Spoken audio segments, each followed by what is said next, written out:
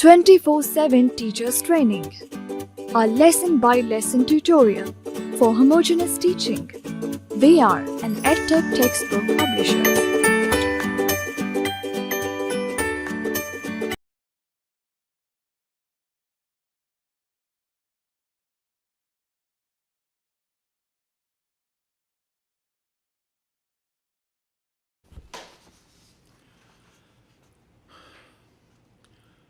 بسم اللہ الرحمن الرحیم۔ السلام علیکم محترم ٹیچر، سنومین پبلشرز کی جانب سے خوش آمدید۔ یہ سیشن 5ویں جماعت کی اسلامیات کے باب اول کے حصہ الف پر مشتمل ہے، جس کا عنوان ناظرہ قرآن مجید ہے۔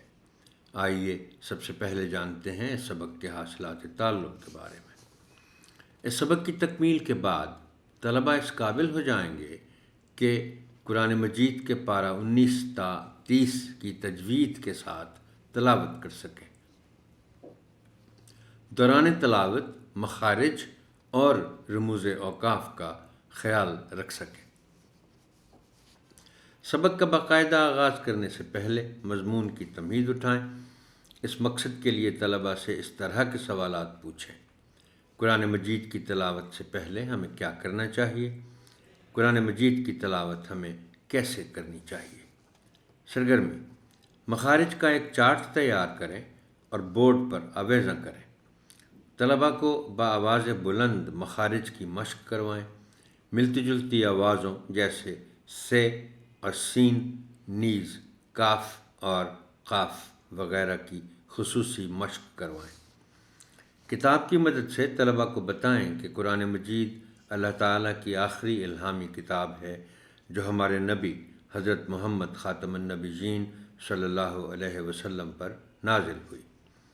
اس کے کل 30 پارے ہیں اور اس میں 114 سورتیں ہیں۔ یہ دنیا میں سب سے زیادہ پڑھی جانے والی کتاب ہے۔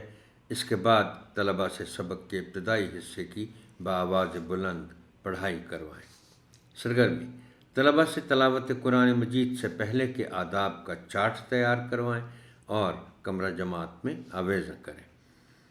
طلبہ سے روزانہ کم از کم ایک رکوع پارہ 19 تا 30 کی درست تلفظ، روانی اور تجوید کے ساتھ تلاوت کروائیں۔ تلاوت سے پہلے یہ رکوع کسی مشہور قاری کی آواز میں اسپیکر کی مدد سے کمرہ جماعت میں طلبہ کو سنوائیں۔ سرگرمی: طلبہ کے مابین قرأت کا مقابلہ منعقد کریں، جس سے انہیں مشق کرنے کی ترغیب ملے گی اور بہتر قرأت کرنے کی طرف رجحان بڑھے گا۔